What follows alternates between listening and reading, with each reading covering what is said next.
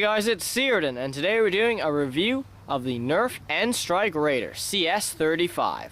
So the Raider was released in 2009 under the N-Strike series, and it's a pretty big blaster with the stock, although you can remove it, which is nice.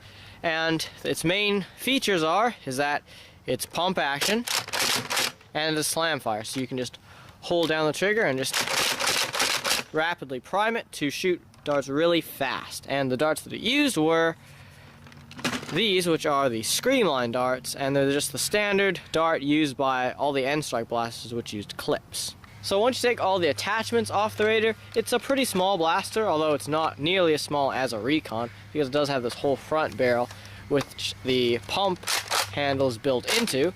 It's also a side loader, which you have to take that into account, because if you have an 18-round mag, it sticks out quite a bit, and you'll get caught in all the doorways, at least if you're inside. If you're playing outside, it's not as big of a deal. So the stock the Raider comes with is called the Raider stock, which shouldn't be a surprise to you, but it's a pretty simple stock. All that it really does is, if you press down on this orange button, you can collapse into a smaller stock if you wanted something a bit shorter. It also has several different modes, such as this one, there's another one, and that's the final size, but it doesn't lock into any of those in between ones, so it's really either going to be this size or this size. It doesn't even lock into that size, actually, so this is probably the best length to keep it at, and it's probably the most comfortable as well. So the other thing the Raider would come with is this, which is a 35 round drum. It's the biggest clip available. I mean, it's not really available anymore, but it was the biggest clip. The biggest you can get now is the 25 round drums. They actually don't make these anymore, so they're sort of desirable, and it's just like any other drum. It's not a symmetrical drum like the 25 rounders, but it's actually closer to the 18 rounder, which came with the Alpha Trooper. And so it's got 35 capacity. You could actually probably fit a few more, but it's got this nice black thing on the back, which if you get a jam or something, because the drums do jam, you can just twist it around and usually be able to clear them pretty easily. So the Raider's got quite a few features going on with it. First, let's start with the back. On the stock, you've got 2 sling attachment points. This one might not be the most helpful, but it's still sling attachment point. Then we've got a tactical rail here, plus another one on the front, none on the bottom because that's where the pump grip is. And then you've got your mag well on the side there, as well as, I guess on the back on this side, you've got a jam door, which can be helpful because the Raider jams from time to time, and you can't see it with the stock on, but it does have a priming indicator, so you see it's orange now. When I fire it, now it's black again. So that's pretty much all the features that the Raider has going on with it. So there is one thing I forgot, and that's of course the secret dart storage. You can store your Screamline dart in there if you just happen to find another one. It's so secret, even I forgot about it. Plus there's a sling attachment point there. But anyways, that's it for the overview of the Raider. Now moving on to the range test. Hey guys, it's Tom, and today we're here at the range-to-range test, the N-Strike Raider CS-35. So first we're just going to shoot its stock Screamline darts, and then we're going to move on to oldies. Starting off with flat shots, let's go. By the way, for our flat shots, we're just not going to be doing slam fire at first, and then we're going to move on to doing slam fire. Okay, flat shots. Well, that was a done. Okay, now angled shots.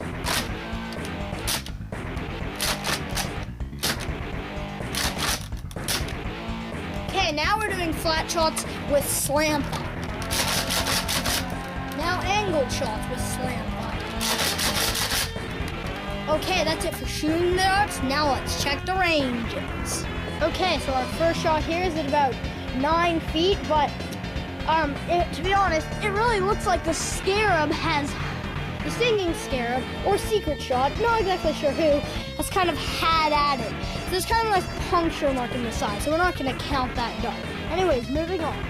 So here we have 2 at around 17 feet, then one at 18 feet, one at 19 feet. And up here we have two from 25, and then one just after from 26 feet, one at about 29 feet, 33 feet, one at 35 feet, then way up here we have one at around 46 feet, and our very last shot is about 52 feet.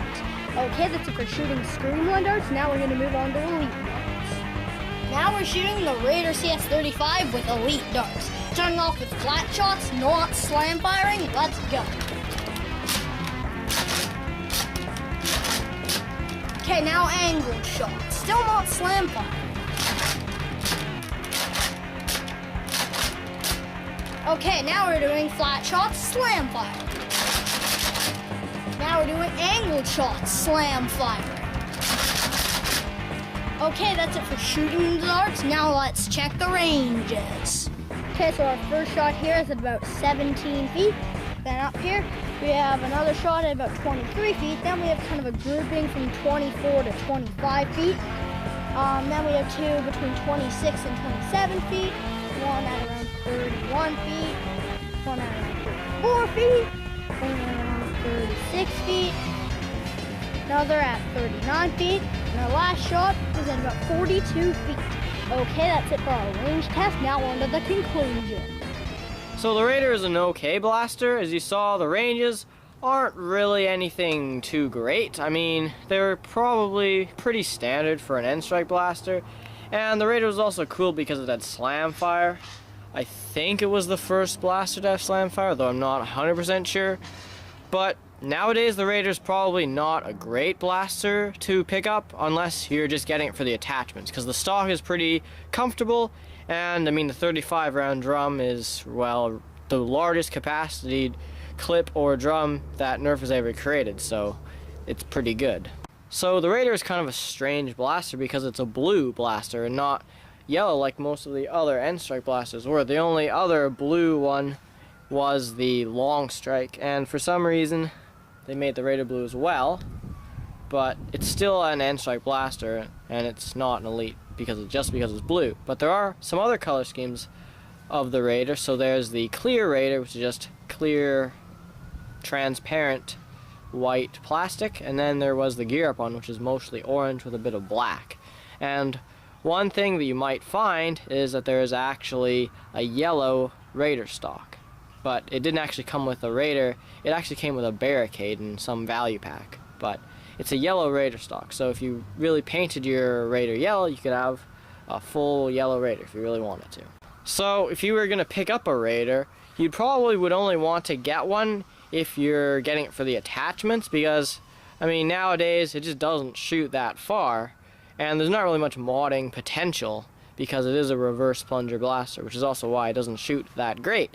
But if you're using it in like a really close quarters combat, maybe, but to be honest, you're probably better to just get a Rampage, which is essentially an elite Raider, and it shoots like elite standard ranges. So it's probably, if I had to recommend which Raider you get, probably be the Rampage. So that's the end of our review of the Nerf N-Strike Raider CS-35. Thank you guys so much for watching. Please like and subscribe.